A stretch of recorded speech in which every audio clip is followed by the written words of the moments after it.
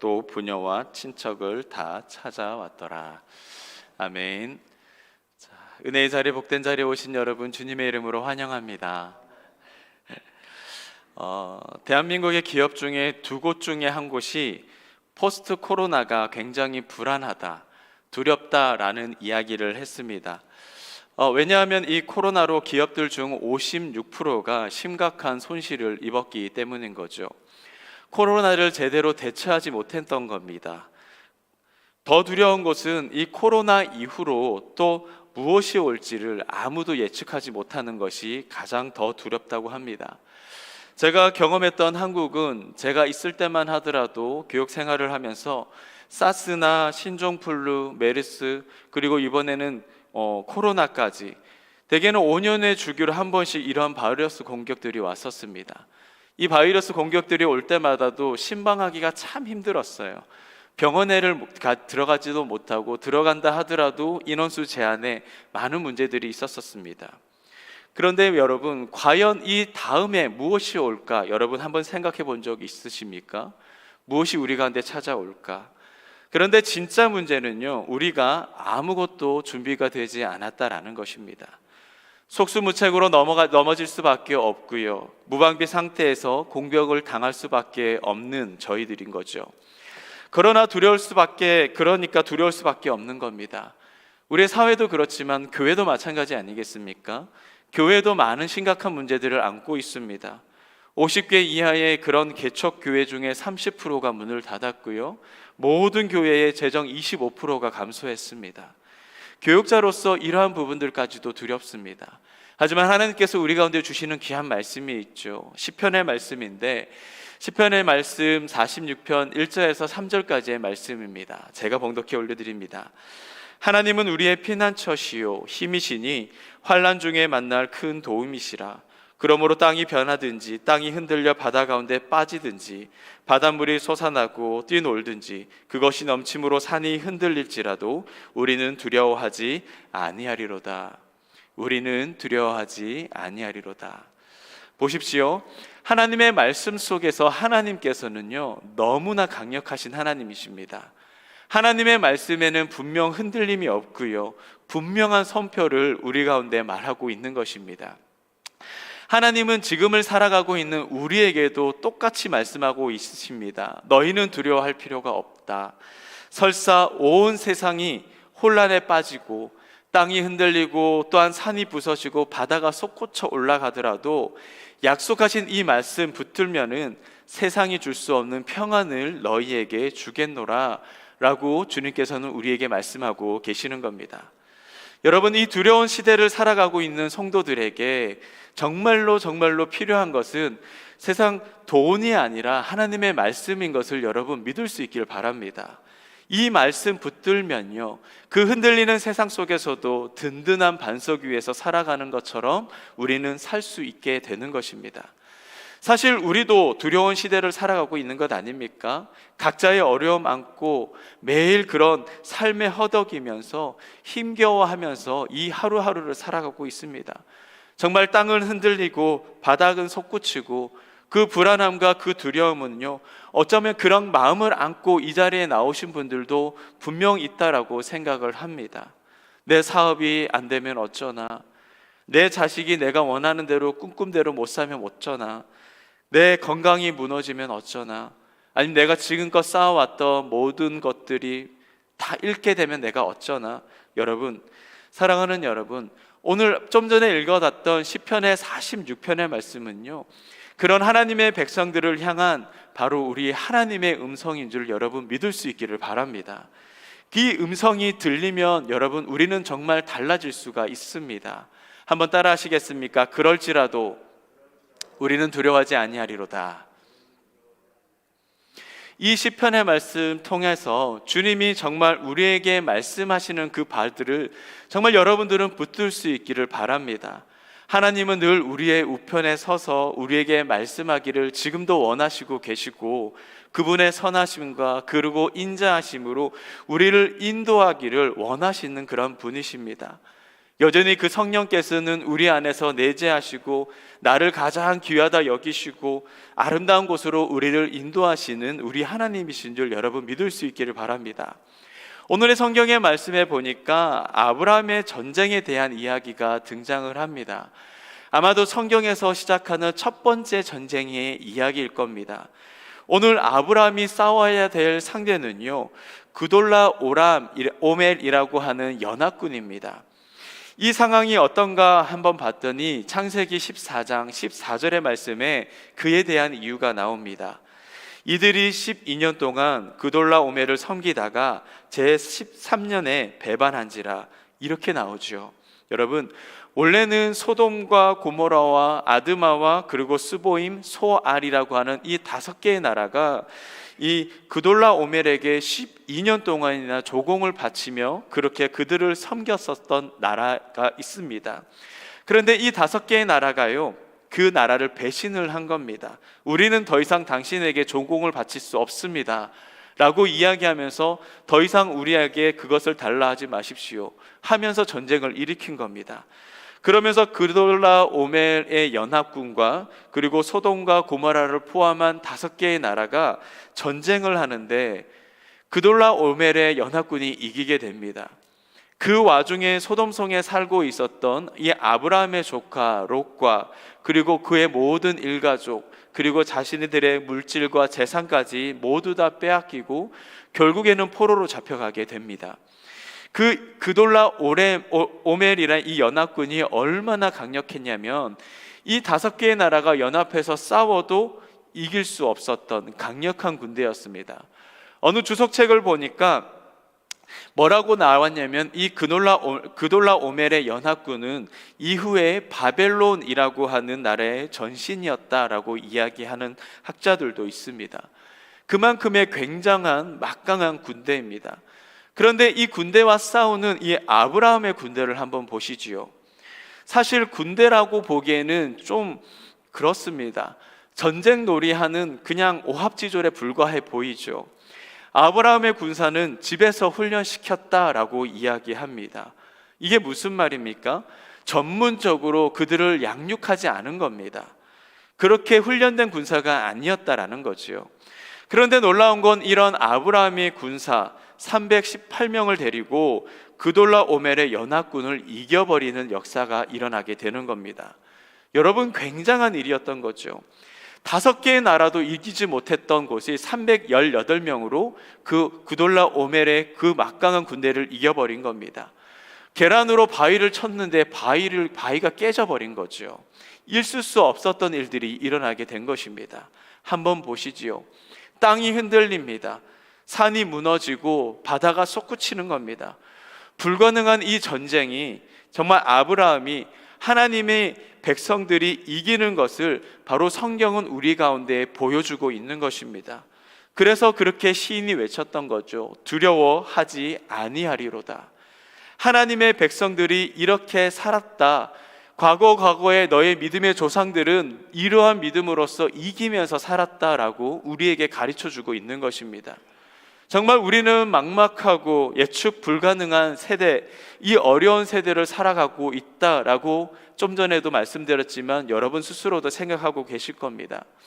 지난 3년간을 한번 둘러보시죠. 여러분들은 어떻게 사셨습니까?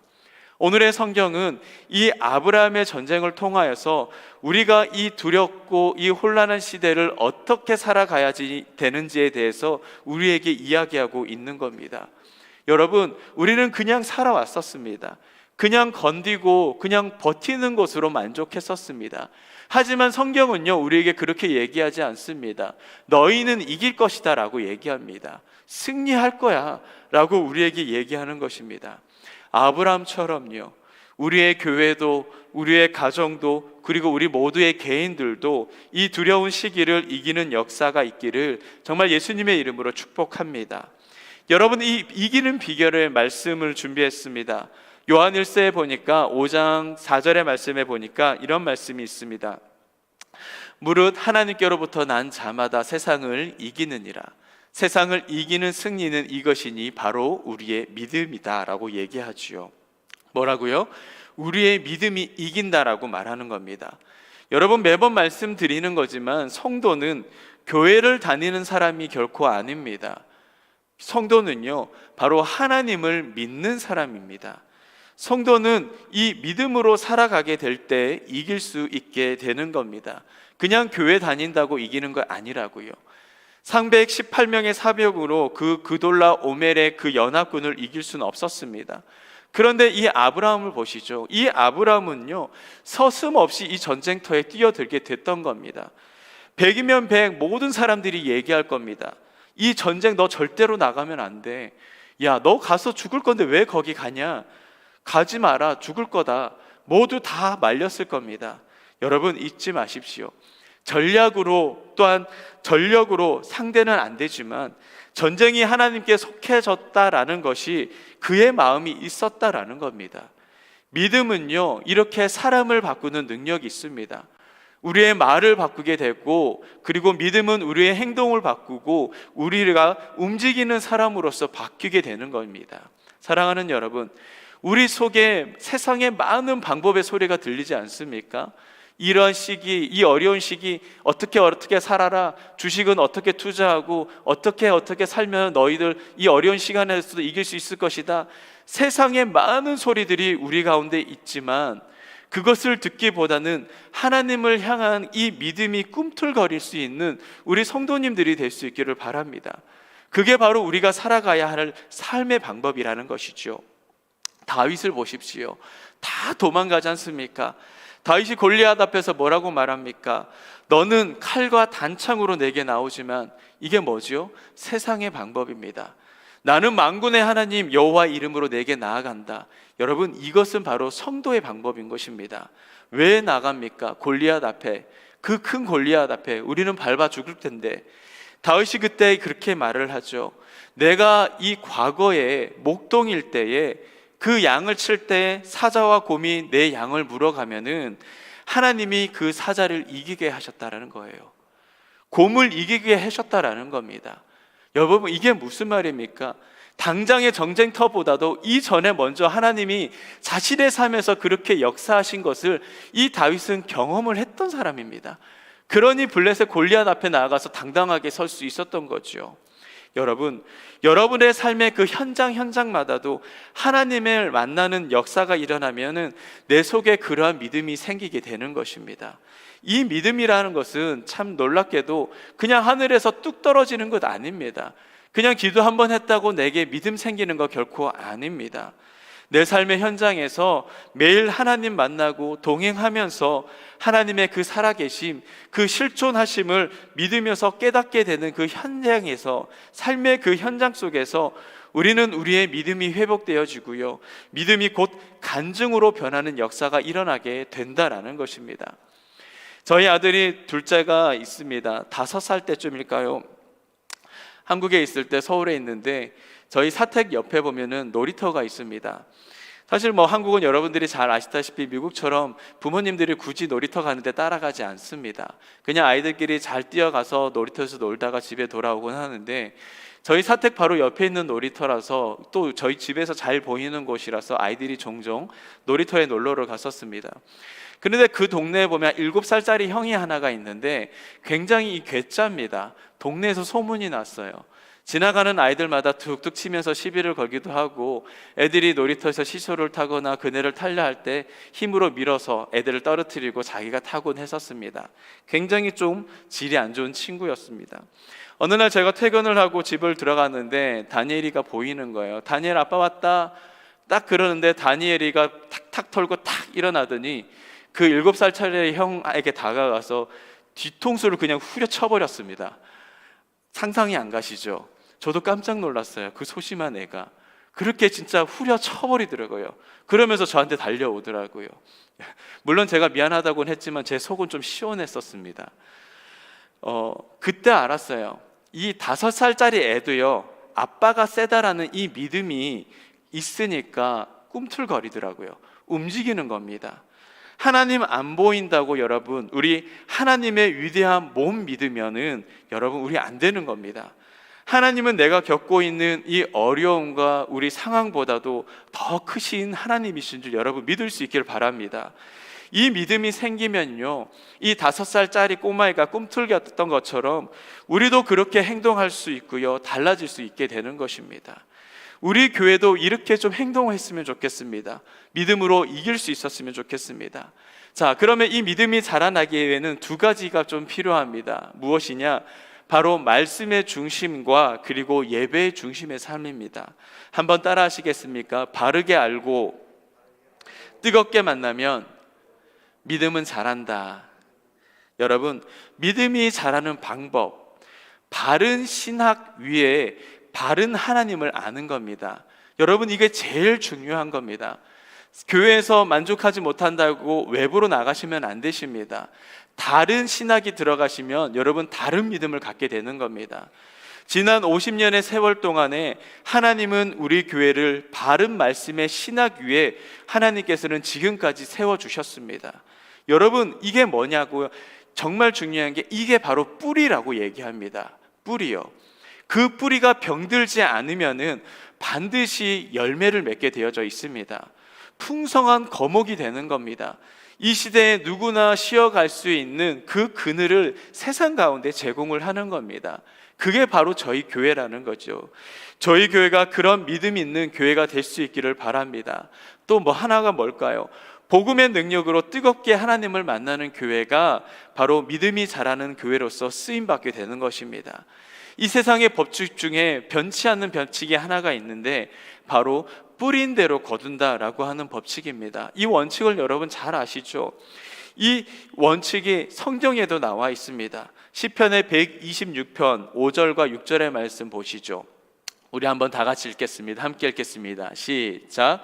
눈물을 흘리며 씨를 뿌리는 자는 기쁨으로 거두리로다. 울며 씨를 뿌리러 나가는 자는 반드시 기쁨으로. 아멘. 여러분, 이게 원리입니다. 법칙이고요. 피땀 흘리고 뿌리면 너희는 반드시 열매를 거둘 것이다 라고 하는 원칙인 겁니다. 열심히 준비한 사람 반드시 열매를 맺게 되어 있습니다. 그런데 아무리 뛰어난 사람이라 할지라도 준비되지 않은 사람은요, 절대 이길 수 없습니다. 오늘의 성경을 보십시오. 롯이라고 하는 사람은요, 천하태평이었습니다. 전쟁에 대한 준비를 1도 하지 못했던 거죠.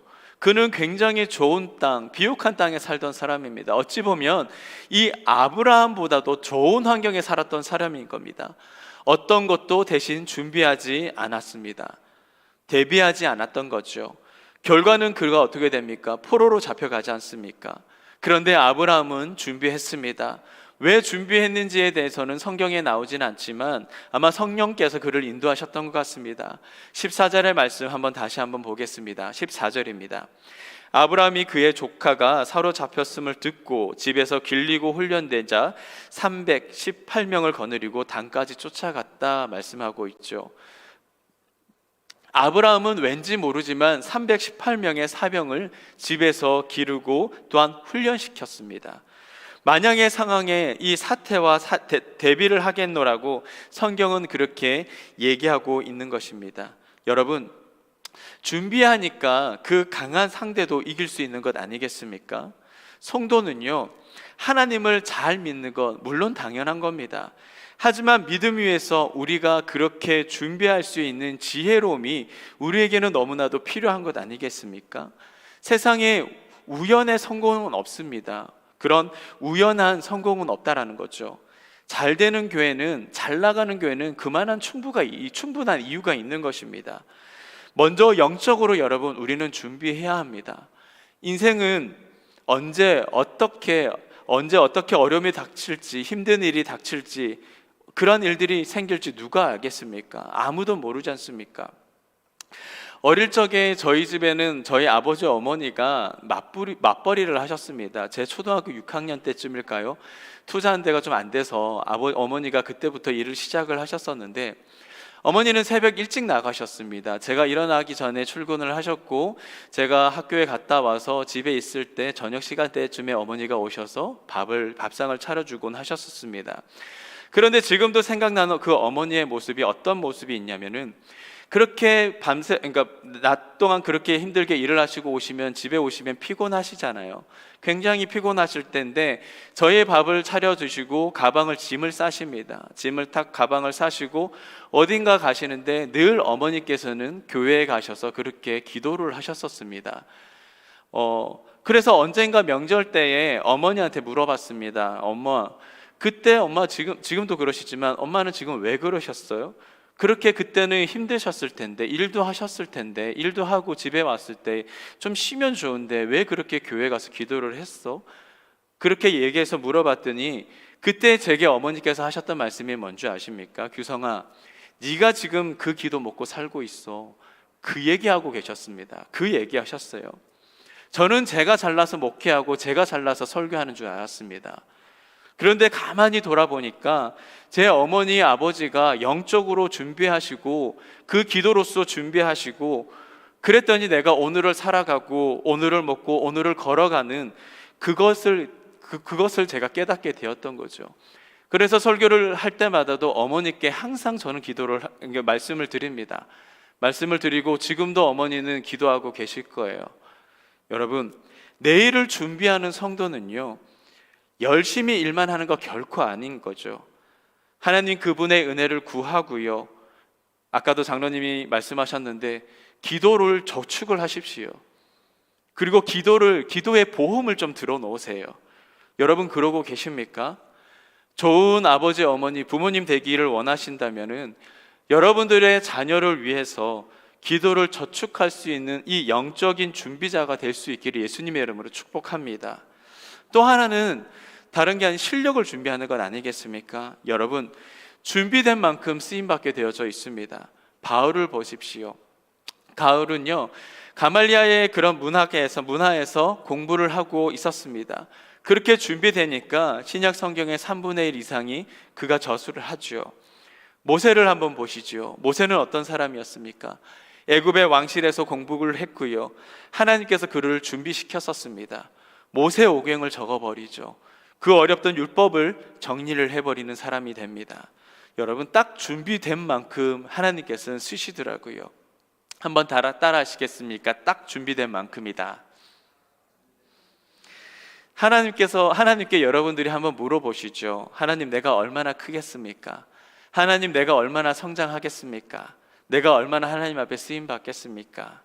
여러분, 하나님이 여러분들에게 말씀하실 겁니다. 너가 준비된 만큼 내가 쓸 것이다 라고 말씀하실 거예요. 하나님이 얼마나 계산이 정확한지 아십니까? 공자는 그런 말을 했습니다. 열심히 모여 사는 작은 마을에도 반드시 자기만큼 성실하고 믿음직한 사람이 있다. 그 다음에 말이 참 중요한데요, 그러나 나만큼 배우기를 좋아하는 사람은 없다라고 이야기를 했습니다. 이것이 바로 공자의 호학 사상입니다. 호학 정신이죠. 이 호학이라는 정신이 공자를 지금의 공자로 만들었던 겁니다. 끊임없이 배우기를 원하고요, 그리고 성장하기를 원하고 준비되기를 원했던 사람의 평생의 모습인 겁니다. 그런데 여러분, 배우는 것도 물론 중요하긴 하지만 여기서 더 중요한 것은요, 배움은요, 자기의 비움으로부터 시작합니다. 여러분 아십니까? 배움의 전제 조건은 자기가 비우지 못하면 절대로 그곳에 빈 곳에 채워지지 않는 것입니다.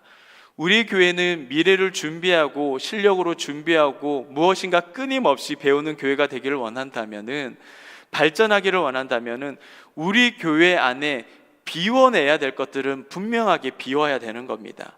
지금까지의 내 고집과 아집이요, 새로운 시대를 바라보면서 달려가는 그 공자의 말을 따르면 이 호학의 정신을 가져라라는 것입니다.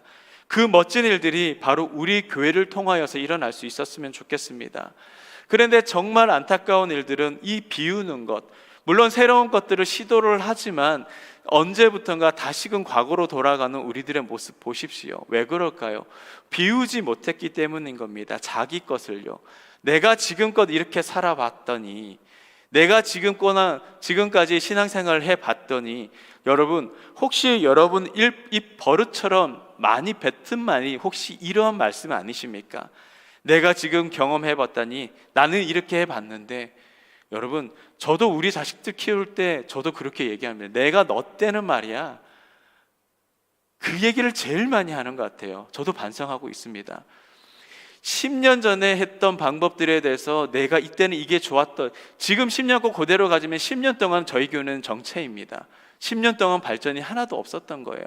새로운 것에 대해서 늘 연구하고 기도하고 발전을 시켜와야 되겠죠. 여러분, 내려놓고 배워서 새로운 시대를 품을 수 있는 그런 하나님의 그릇된 그릇으로서 쓰임받을 수 있는 저와 여러분들 될 수 있기를 바랍니다. 교회가 정말 배움의 정신을 가지고 자기를 비우고 또한 미래를 준비하는 가장 큰 이유가 뭔지 아십니까? 똑똑한 분들은 다 아실 것이지만 여러분, 바로 사람 때문입니다. 사람이요. 하나님께서 만드신 이 교회와 가정, 이 두 가지의 공동체에는요, 공통점이 있습니다. 누가 말했습니다. 가정은 사람을 만드는 공장이다라고 이야기했습니다.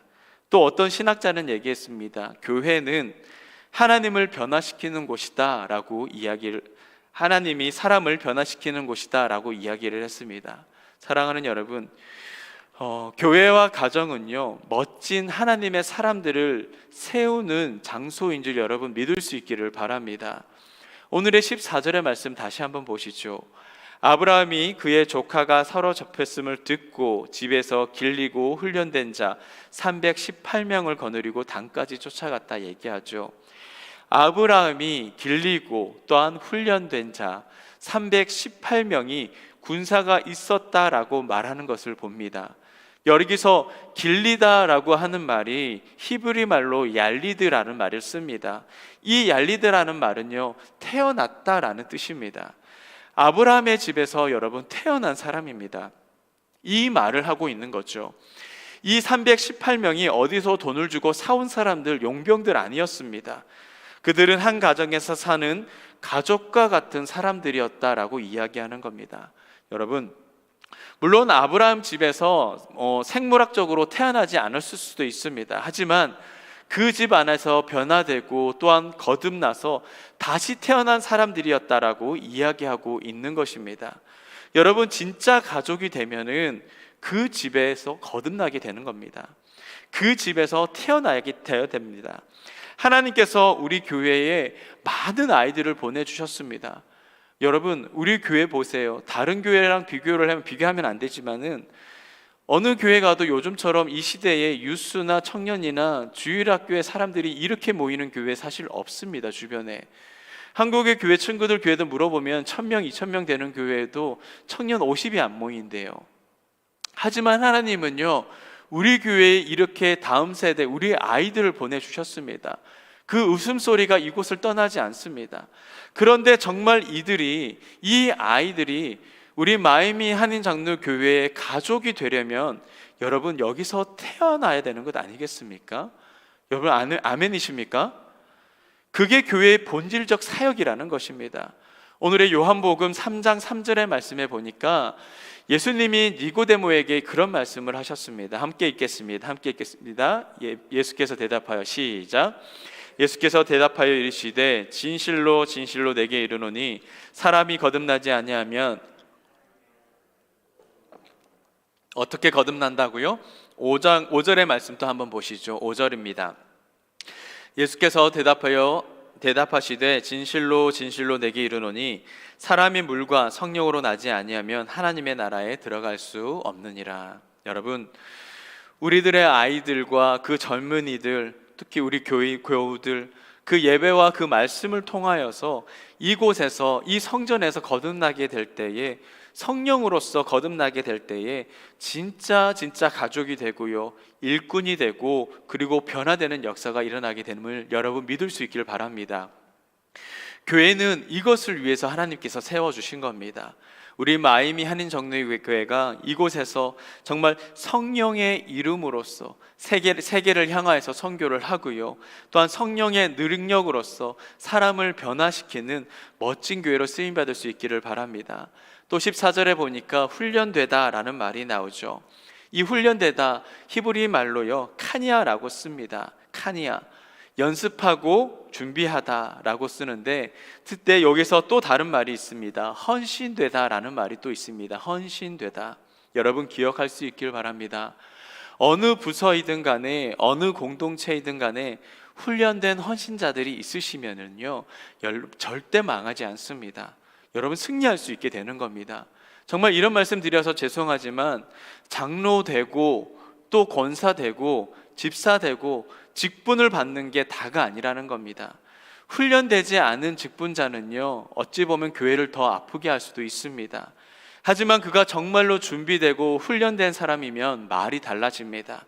교회를 살리는 사람이 되는 거예요.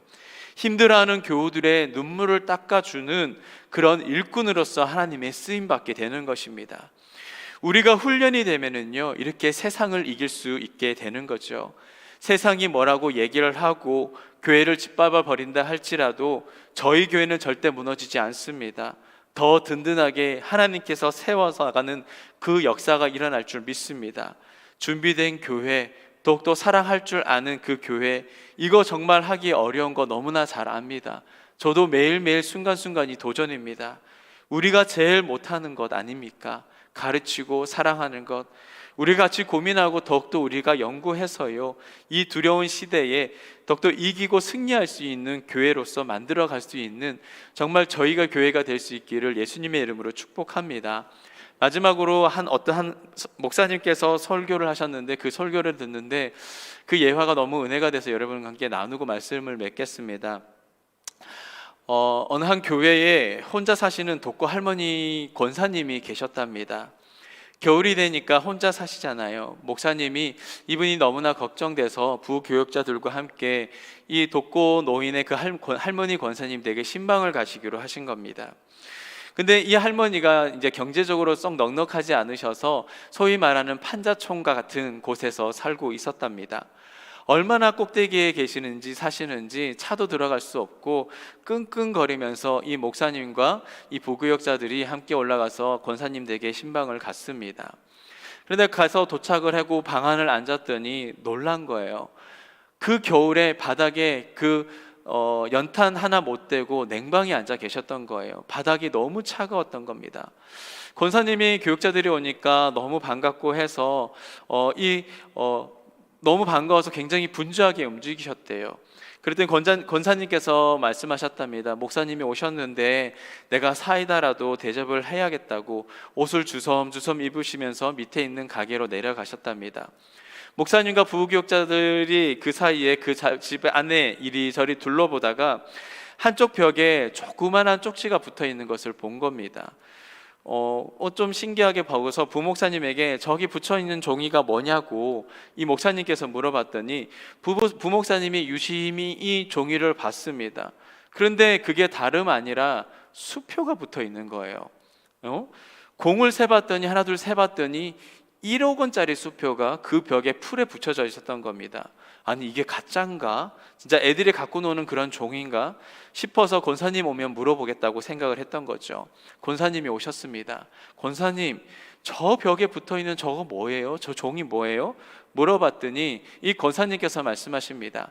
자기가 몇 년 전에 힘이 좀 있을 때 어떤 할아버지를 케어하는 그런 일들을 하셨는데, 그런데 이 할아버지가 1년이 안 돼서 돌아가셨답니다.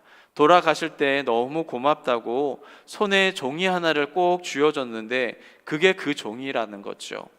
자기는 그게 돈인 줄 모르고 그냥 저 세상 간 사람이 준 기념품인가 싶어서 거기 뒤에다가 풀을 붙여서 그 벽에다 붙여놓고 계셨던 겁니다. 1억 원짜리 수표를요. 여러분, 그게 돈인 줄도 모르고 자기는 저 세상 간 사람이 준 기념품이라고 생각했던 겁니다. 방에 불도 못 대고요. 그리고 사이다 한 병 제대로 사드시지도 못하고 옷도 제대로 사입지 못했던 할머니 권사님이셨습니다. 그 목사님께서 이 광경을 보시고 뭐라고 말씀을 하셨냐면은 오늘날의 그리스도인 같다라는 이야기를 하시더라고요. 여러분, 상황에 쫄리고 무서워하고 또 두려워하고 정말 하나님이 내 아버지신데도 내가 불 하나 제대로 못 대고 쫄려서 두려워서 그렇게 살아갈 힘도 없고요. 여러분, 1억 원보다도 더 크신 하나님이 바로 우리 교회의 아버지 되십니다. 여러분들의 아버지가 되신다고요. 이 세상의 그 어떤 어려움도, 땅이 흔들리고 산이 무너지고 바다가 솟구쳐 올라온다 하더라도 하나님 그분만을 붙드는 그런 성도의 삶, 교회, 그리고 가정과 우리들의 개인의 삶, 믿음으로써 이 모든 것들 가운데 승리할 줄 믿습니다. 우리 하나님 붙드시고 마지막 날까지 정말 하나님 앞에서 멋지게 쓰임받을 수 있는 저와 여러분들의 삶 될 수 있기를 예수님의 이름으로 축복합니다. 우리를 향한, 그리고 우리 교회를 향한 하나님의 꿈이 큽니다. 여러분, 그 꿈에 합당한 삶을 사시죠. 그 왕의 자녀다운 삶을 살 수 있기를 예수님의 이름으로 축복합니다. 기도하시겠습니다. 거룩하신 하나님, 하나님께서 우리 가운데 귀한 하늘의 말씀을 더해 주시니 감사합니다.